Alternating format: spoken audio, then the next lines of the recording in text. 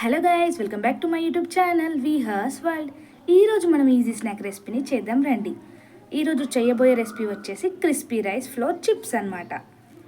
ముందుగా stove on చేసుకొని ఒక ప్యాన్ని పెట్టుకొని అందులో ఒక కప్ వాటర్ని వేసుకొని అలాగే ఒక స్పూన్ ఆయిల్ని కూడా వేసుకోవాలి. ఆయిల్ ప్లేస్లో బటర్ని కానీ గీని కానీ వేసుకోవచ్చు. నెక్స్ట్ మనం పిండిని కలిపి పెట్టుకోవడానికి ఇందాక ఏ కప్తోనైతే వాటర్ని తీసుకున్నామో అదే కప్పుతో ఒక కప్పు బియ్య పిండిని కూడా తీసుకోవాలి. అలాగే ఒక 2 స్పూన్స్ శనగపప్పు, 2 స్పూన్స్ నువ్వులని వేసుకోవాలి. అలాగే ఒక స్పూన్ జీలకర్రని కూడా వేసుకొని అర స్పూన్ కారం వేసుకొని టేస్ట్కి సరిపడే సాల్ట్ని కూడా వేసుకోవాలి.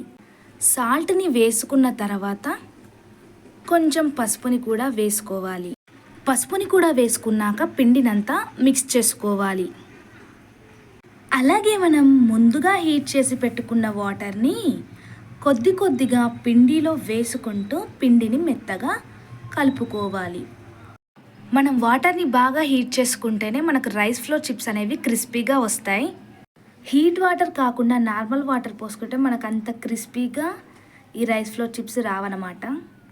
ఇప్పుడు పిండిని మనం ఒక పెద్ద సైజ్ ముద్దలా చేసుకోవాలి.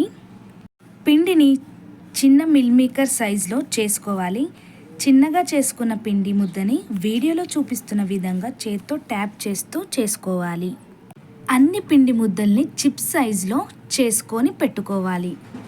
రైస్ ఫ్లోర్ చిప్స్ని ఫ్రై చేసుకోనికి ఇప్పుడు మనం స్టవ్ ఆన్ చేసుకొని ఒక ప్యాన్ని పెట్టుకొని హీట్ అయ్యాక ఆయిల్ని వేసుకొని మనం ముందుగా రెడీ చేసి పెట్టుకున్న రైస్ ఫ్లోర్ చిప్స్ని ఆయిల్ హీట్ అయ్యాక 1 by 1 వేసుకొని ఫ్రై చేసుకోవాలి.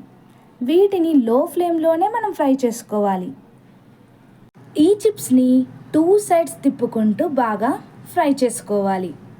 రైస్ ఫ్లోర్ చిప్స్ని గోల్డెన్ బ్రౌన్ కలర్ వచ్చేంత వరకు మనం ఫ్రై చేసుకోవాలి. ఫ్రై చేసుకున్న రైస్ ఫ్లోర్ చిప్స్ని ఒక ప్లేట్లో టిష్యూ పేపర్ని వేసుకొని ఫ్రై చేసిన చిప్స్ని ఆ ప్లేట్లో వేసుకోవాలి. చూసారు కదండి, ఎంతో ఈజీగా 15 to 20 minutes లోపే మనం ఈ రెసిపీని ఇంట్లోనే చేసుకోవచ్చు. మీరు కూడా తప్పకుండా ఈ రెసిపీని ఒకసారి ట్రై చేయండి. మీ ఇంట్లో చిన్నపిల్లలకు కానీ పెద్దవాళ్ళకి కానీ చాలా బాగా నచ్చుతుంది. ఈ రెసిపీ చాలా ఈజీగా ఇంట్లోనే మనం ప్రిపేర్ చేసుకోవచ్చు. కొన్ని ఇంగ్రీడియంట్స్తోనే ఈ రెసిపీని మనం ఈజీగా చేసుకోవచ్చు. ఈ రెసిపీని మనం టీ టైంలో కానీ ఈవినింగ్ స్నాక్లా కానీ తీసుకోవచ్చు.